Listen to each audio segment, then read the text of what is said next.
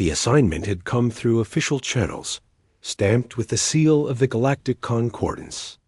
Commander Eva Traxis of the Valoran Defense Fleet read it 3 times, each reading deepening the furrow between her crystalline eyes. She was to mentor a human one of the newly inducted species that had just barely qualified for military service after passing the minimum sentience requirements. Eva had served for 2 centuries, earning decorations in conflicts across 17 sectors. She had trained promising warriors from a dozen species. But a human? The species was young, barely past atomic age when the Concordance found them. Their lifespans were shockingly brief, their bodies fragile compared to most spacefaring races. She had seen the biological reports. No natural armor, no venom sacs, no enhanced sensory organs. Just soft flesh and stubborn pride. The human arrived on a Tuesday, if one could call it that by station chronology.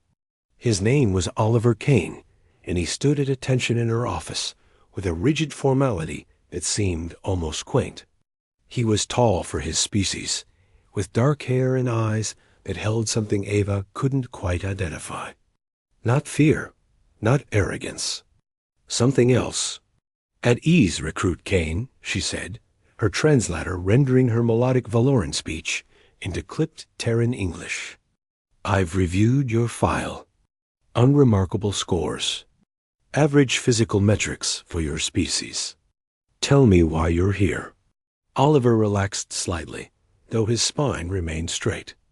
"To serve, Commander. To learn. To prove that humanity belongs among the stars." Ava's secondary eyelids flickered a Valoran expression of mild skepticism. "Noble words. We'll see if they translate to action.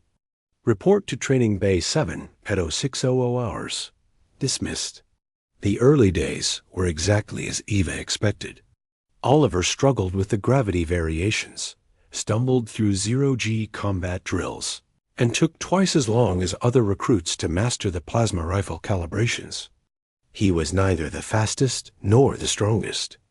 His hand-to-hand combat technique was crude compared to the elegant battle dances of the Catherian. Warriors or the bone-crushing efficiency of the Grend.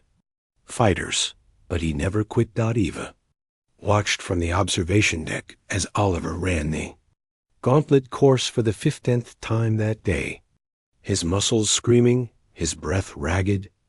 Every other recruit had completed it once and returned to quarters. Oliver had completed it 14 times and was attempting his 15th, determined to beat his own record by 3 seconds. "He will injure himself," noted Lieutenant Vex, Ava's second-in-command, a pragmatic insectoid whose species understood efficiency above all else. "Perhaps," Eva replied. "Or perhaps he understands something we've forgotten." The war came without warning, as wars often do. The Krell Dominion, a species of reptilian conquerors from the outer reaches, swept through the border sectors like a plague. They were brutal, efficient, and utterly merciless. The Concordance mobilized every available ship, every trained warrior.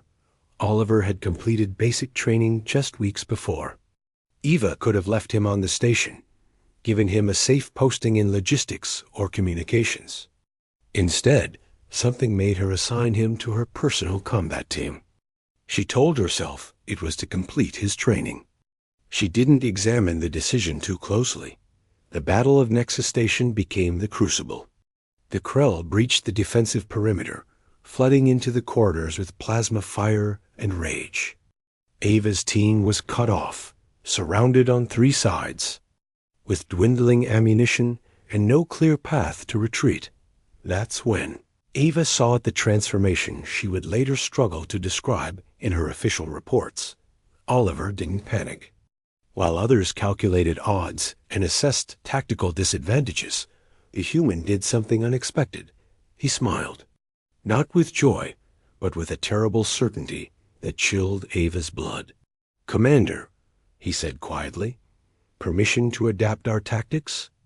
Eva, with few options remaining, nodded that what followed would be analyzed in military academies for decades. Oliver didn't fight like other species, with their refined techniques and honorable combat protocols. He fought like something ancient and terrible had awakened within him. He used the environment explosive decompression, electrical conduits, structural weaknesses. He fought with a creativity born of desperation and a willingness to endure pain that shocked the other warriors. He took injuries that would have stopped most species and kept fighting. He used tactics that made Ava's tactical subroutines scream in violation risky, improvised, brutally effective. He turned a corridor into a kill zone using nothing but emergency foam and a ruptured fuel line. When the Krell commander finally faced Oliver in single combat, the human was bleeding from a dozen wounds. His armor cracked, his weapon running on reserve power. The Krell was fresh, twice Oliver's size, enhanced with combat implants. Oliver, not through superior strength or technology, but through sheer, unrelenting will. He adapted, improvised, refused to accept defeat, even when defeat seemed certain. He fought like every moment might be his last, because for humans, with their brief lifespans, perhaps every moment was. The Krell commander fell, and with him, the assault faltered. Reinforcements arrived. The station was saved. Eve found Oliver in the medical bay afterward, being stitched back together by the station's automated systems. She sat beside his bed, this human she had accepted as a duty, and saw him clearly for the first time. "Your species," she said slowly, "live such short lives. You have so little time." Oliver's tired eyes met hers. "That's exactly why we fight so hard, Commander. We don't have centuries to waste. Every moment matters. Every battle counts." Ava's understanding shifted, crystallized into something new. Humans weren't weak because they were fragile. They were terrifying because they were fragile and fought anyway. They didn't have the luxury of caution that came with long lives. They burned bright and fast. In the years that followed, as the war raged, Oliver Kane rose through the ranks with unprecedented speed, not because the Concordance lowered its standards, but because he exceeded them in ways they had never anticipated. His tactics were studied, his strategies adopted. Other humans followed his example, and together they turned the tide of battles that seemed lost.